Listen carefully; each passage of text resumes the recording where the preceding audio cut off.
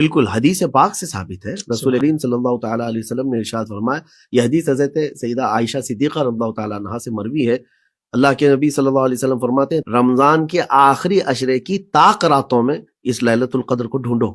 سبحان اللہ. تو طاق کا مطلب یہی 21 23 25 اور 27 29. واہ واہ واہ. تو یہ 5 راتیں جو ہے نا یہ طاق راتیں کہلاتی ہیں. اور الحمدللہ ہمارے ہاں تو معمول ہے کہ ان 5 راتوں میں ہم شب بیداری کرتے ہیں. ہمارے یہاں بھی الحمدللہ. تو کوئی بھی رات مل جائے گی اور کوئی تو گھڑی مل جائے گی. کیا بات ہے. اور شب قدر میں ایک مقبول گھڑی ایسی ہے، یہ بھی روایت میں موجود ہے کہ اس میں کی ہوئی دعا کو اللہ تعالیٰ رد نہیں فرماتا. ایک مقبول گھڑی اس میں ایسی آتی ہے. اچھا.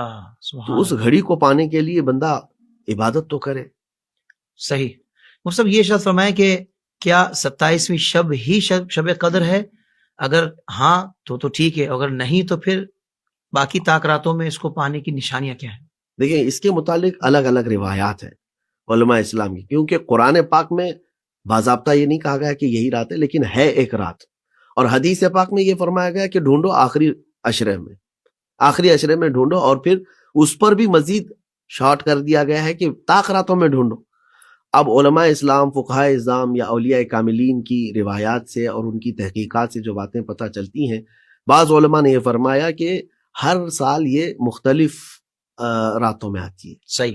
یعنی کبھی 21 کو آئی، کبھی 23 کو آئی، کبھی 25 کو آئی. تو بعض علماء کا یہ خیال ہے. اور بعض علماء مفسرین بھی ہیں اس میں، وہ کہتے ہیں کہ نہیں، غالب گمان یہ ہے کہ یہ 27ویں شب ہی ہے. اچھا.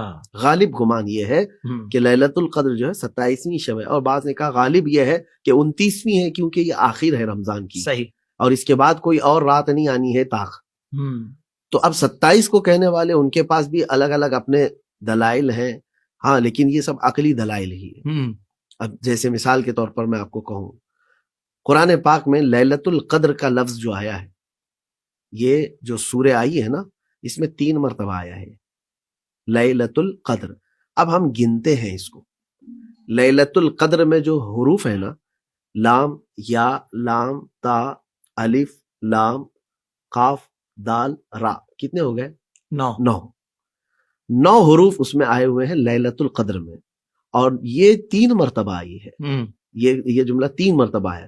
تو 9 کے 3 کریں گے تو آپ کتنے ہوئے؟ 9 9 2 18 اور 9 3 27.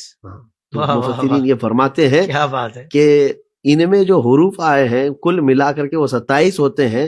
تو قرآن پاک میں عددی اعجاز بھی ہے. قرآن یوں ہی جو ہے کسی چیز کی تکرار نہیں فرما رہا ہے، باضابطہ اس کی خاص وجہ ہوتی ہے. سبحان اللہ. تو اس اعتبار سے بعض علماء کا فرمانا یہ ہے کہ یہ 27 کو ہی ہو سکتی ہے. بالکل صحیح. اب آپ نے یہ جو فرمایا کہ 27 ہی ہے، تو اس کے متعلق میں نے یہ عرض کیا.